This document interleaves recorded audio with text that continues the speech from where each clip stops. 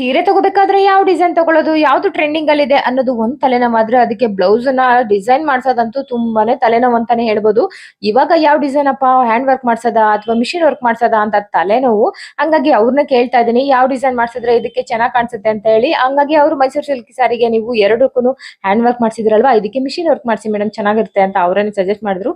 ಸರಿ ಅಂತ ಅನ್ಬಿಟ್ಟು ನೋಡಿ ಎಷ್ಟ್ ಚೆನ್ನಾಗಿದೆ ಡಿಸೈನ್ ಅಲ್ವಾ, ನೋಡ್ತಾ ಇದ್ರೆ ಯಾವ್ದು ಅಂತ ನನ್ಗೆ ಕನ್ಫ್ಯೂಸ್ ಆಗ್ತಾ ಇದೆ. ಅದು ಅವರು ಇಮಿಡಿಯೇಟ್ ಏನ್ ಕೊಡಲ್ಲ, 10 ದಿನ ಬೇಕಂತೆ. ಹಂಗಾಗಿ ಮನೆಯವರು ಮಕ್ಕಳು ಇವತ್ತು ಎಲ್ಲರೂ ಕೂಡ ಲಂಚ್ಗೆ ಇರ್ತಾರೆ ಅಂತ ಹೇಳಿ ಏನಾದ್ರು ಸ್ಪೆಷಲ್ ಮಾಡೋಣ ಅಂತ ಯೋಚನೆ ಮಾಡ್ಕೊಂಡು ಬರ್ತಾ ಇದ್ದೆ. ಬಜ್ಜಿನೋ ಏನೋ ಒಂದ್ ಮಾಡೋಣ ಅಂತ ಅನ್ಬಿಟ್ಟು ಹಂಗೆ ಚಿಪ್ಸ್ ತಗೊಂಡೋಗೋಣ ಅಂತ ಅನ್ಬಿಟ್ಟು. ನಮ್ ಜೀವನ ಎಷ್ಟು ನಿರೀಕ್ಷಿತವಾಗಿರುತ್ತೆ ಅಂತಂದ್ರೆ ಅನಿರೀಕ್ಷಿತ ಘಟನೆಗಳು ಕೂಡ ನಡೆಯುತ್ತೆ ಅಂತ ಹೇಳ್ಬೋದು. ಚಿಪ್ಸ್ ತಗೊಳಕ್ ಹೋದೆ, ಆ ಕಡೆ ಈ ಕಡೆ ಎರಡು ಕಡೆನೂ ಬೈಕ್ ನಿಂತಿತ್ತು, ಗೊತ್ತಾಗ್ದೇನೆ ಮಧ್ಯೆ ತುರ್ಕೊಂಡು ಹೋಗಿ ಆ ಮಿರರ್ಗೆ ನನ್ ಬಟ್ಟೆ ಸೇರ್ಕೊಳ್ತು. ಈ ತರ ಮಕ್ಕಳಿಗೂ ಅಷ್ಟೇನೆ ನಾನು ಹೇಳ್ಕೊಟ್ಟಿರೋದು.